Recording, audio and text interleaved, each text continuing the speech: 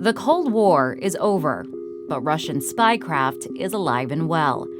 Putin's government is actively targeting Americans for espionage, even in the halls of Congress. Putin ended up on the other side of the table for me. And as I say, we didn't know who he was. He was a deputy mayor of St. Petersburg.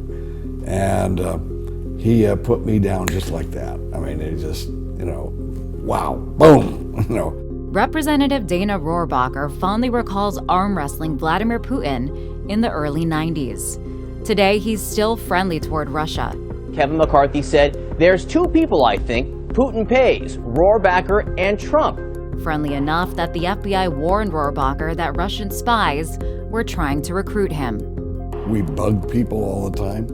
We hack people's systems, and they do too. I was very aware of it, and I thought the FBI was silly for thinking they had to warn me. Our intelligence community has concluded that they did, in fact, try to interfere in our elections. Does that bother you? Do you think that we need to respond? Well, as I say, I don't have a double standard for Russia. We do this all the time. Most major powers try to influence the elections in other countries that will have an impact on them.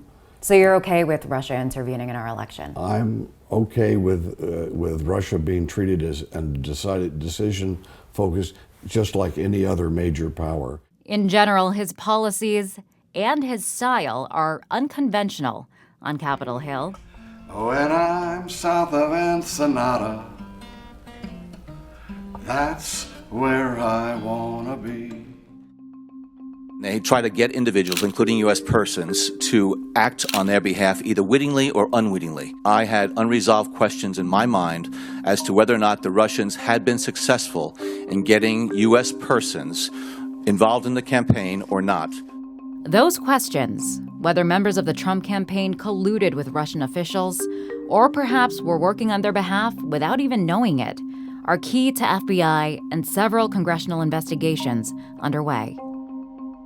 Today, there are more spies here in the United States for Russia than there were at the height of the Cold War. Vince Houghton is a historian and curator at the International Spy Museum. I think one of the most interesting things that people may not understand is there's not a real dramatic difference between the way foreign intelligence officers operated in the United States during the days of the KGB and today. What has changed, how Americans view Russia. These days, it's along a partisan divide. A recent poll showed only 15% of Republicans believe Russia interfered in the 2016 presidential election, despite U.S. intelligence reports that they definitely did.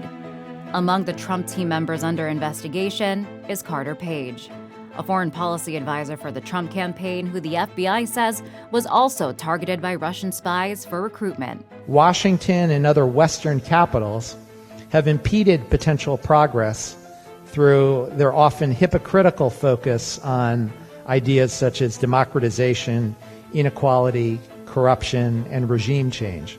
Although Page wouldn't sit down with us for an interview, he did respond through text messages saying, "They were not trying to recruit me. If you want to listen to the liars from the Clinton-Obama regime, feel free."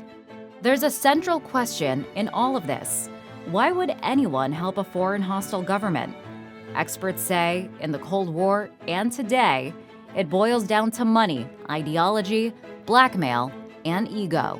When you want to recruit a human asset, you get inside their head. You figure out what makes them tick. You figure out what their needs, their motivations are. Figure out what makes them afraid, what makes them jealous, what makes them angry.